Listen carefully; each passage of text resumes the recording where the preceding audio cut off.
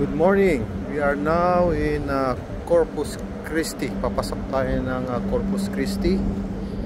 So very nice day. Today is October 22, 2023. Ito tayo sa Corpus Christi, USA. Yan, napakagandang lugar. And wala tayong magawa, kaya mag-vlog na lang muna tayo. Feeling vlogger.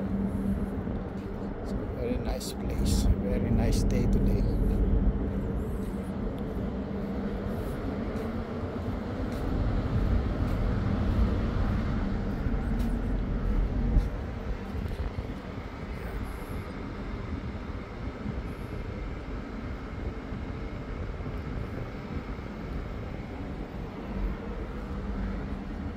Ilang beses na ako pumasok dito sa Corpus Christi for the last month.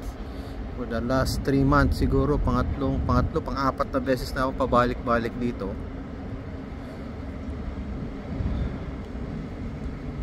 Loading operations dito kami sa Ingleside, but previously doon sa malayo-layo doon sa loob. Pero ngayon malapit lang. Yan ang pilot boat.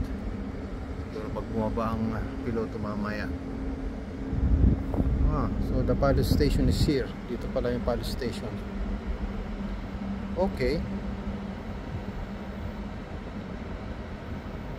Yan ang pilot station. Diyan pala sila. Ayan na, bumusina na. Nag-warning na ang piloto.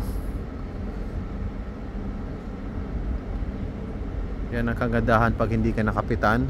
I'm no longer the captain on this vessel. I'm now a passenger. The other captain is inside the wheelhouse now, and I was already relieved for more than almost 2 weeks. Yeah, more than 2 weeks.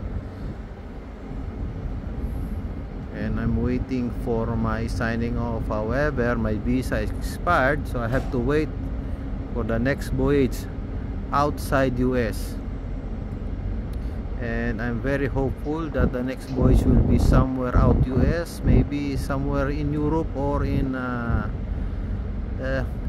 Asia, and I can sign up maybe Bahamas or in South Africa. Yan.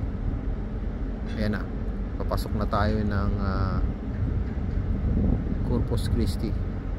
10 years ago, itong nakikita nyo lugar na yan on sa left side, wala pa yan dati, ginagawa pa lang yan, constructions, maybe more than 10 years ago, I'm not sure. Wala pa yan dati, ngayon ang ganda na, at napakamahal pala daw dyan, sabi nung pilot.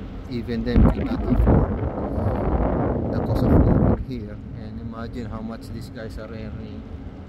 In Houston, the pilots are earning more than 500,000, and imagine that they are earning 500,000 a year, but they could not afford the cost of living here. So imagine the people here in this area are very rich. Pero tayo, mayaman din naman tayo. We are rich in Christ. Sabi ng ating Panginoon, we are rich in Christ. Tsaka mayaman tayo sa kaibigan, sa blessings, mayaman tayo sa pagmamahal sa pamilya. So kahit matagal tayo nag-abroad, matagal sa barko, 7 months na ako on board. Actually exactly 7 months today. I'm exactly 7 months today, and siguro abutin ako ng 8 months bago pa makauwi, pero sana hindi naman.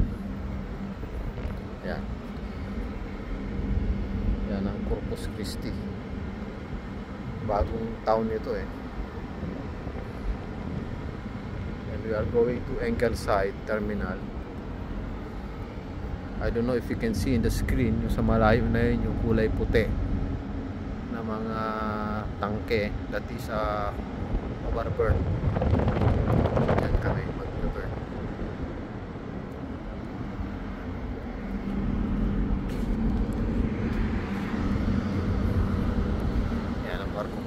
dati kong barko, hindi ko na barko, Spiros, my beautiful lady.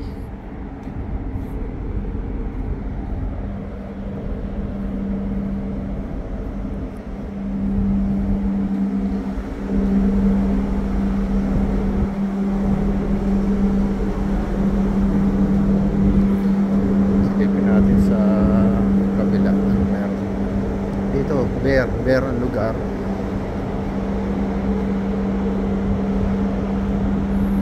Bear ang lugar dito. Siguro ano pa yung development ang gagawin.